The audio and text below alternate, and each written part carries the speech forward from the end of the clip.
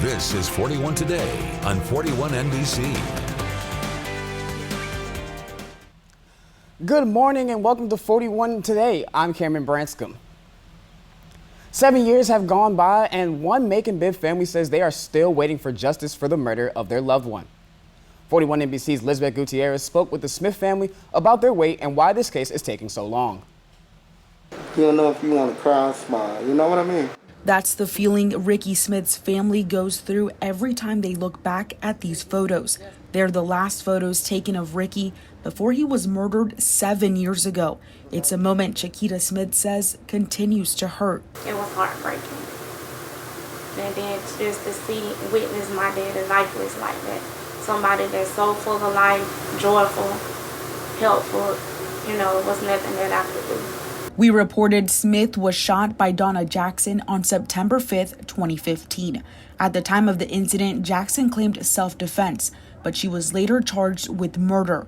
Now, as the years go by, Ricky's sister, Gloria, says the family's frustrations are increasing. It shouldn't take 7 years for anybody, and definitely waiting 7 years and nobody call you and even say, hey, we haven't forgot about y'all. We got y'all. We never got a call. That's sad. We reached out to the district attorney's office to see where the case stands. They sent us this statement saying Jackson filed a plea of incompetency. The DA's office will hold a competency trial tentatively scheduled for October 4th. The family hopes this will finally get them the trial Ricky deserves. Of course, he's my brother, and I'm going to always be my brother keeper. So it don't stop here.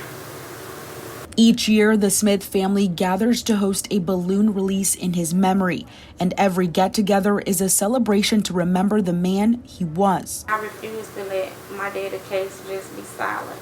In Macon, Lisbeth Gutierrez, 41 NBC News. The Smith family says they'll keep fighting for Ricky until justice is served. They also hope to host a walk in his memory. Memphis police say a 19-year-old gunman killed 4, injured 3, and even live-streamed some of his attacks on social media in a terrifying rampage that lasted more than 5 hours. Jesse Kirsch has the details from Memphis. This morning, police say 4 people are dead and 3 more injured after a 19-year-old gunman went on a shooting spree through Memphis, allegedly targeting people at random as he drove through the city. Police say 19-year-old Ezekiel Kelly's rampage began in the early morning, the violence later continuing for nearly 5 hours across 8 different crime scenes, including this auto zone. Police say he made it hard to track his movements by repeatedly carjacking different people. A minor league baseball game downtown called off, the ballpark locked down for hours as authorities recommended people shelter in place. Court records show that a warrant for first-degree murder was issued Wednesday for Kelly. The reason for that warrant is unknown. In an earlier criminal case, the suspect pleaded guilty to aggravated assault, and Memphis's mayor says if the suspect had served a longer sentence, 4 people would be alive today. Jesse Kirsch, NBC News, Memphis.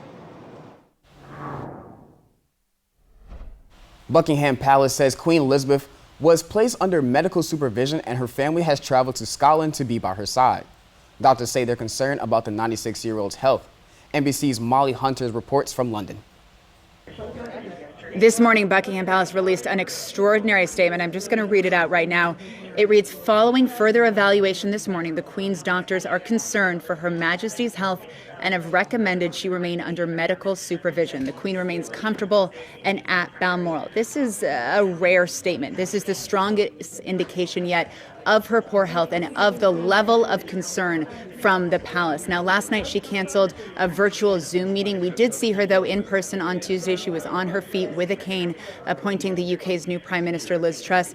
Now, Liz Truss has spoken in the last hour. She said the whole country will be deeply concerned by the news from Buckingham Palace this lunchtime, adding, my thoughts and the thoughts of people across our United Kingdom are with Her Majesty the Queen and her family at this time.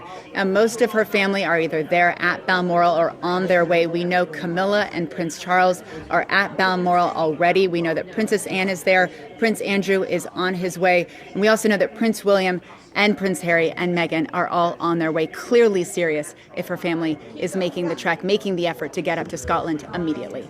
Molly Hunter, NBC News, London.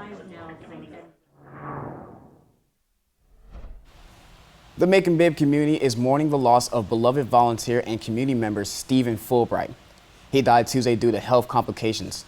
Fulbright was the vice president in sales and service for Visit Macon, and he was a key member of multiple local nonprofit organizations. Friends remember him as a patron of the arts. He performed in the Storytellers Macon Festival at the Grand Opera House. The Grand Opera House honored Fulbright Wednesday with a Broadway tradition of dimming the lights on its marquee. He was the kind of person always cheering others on.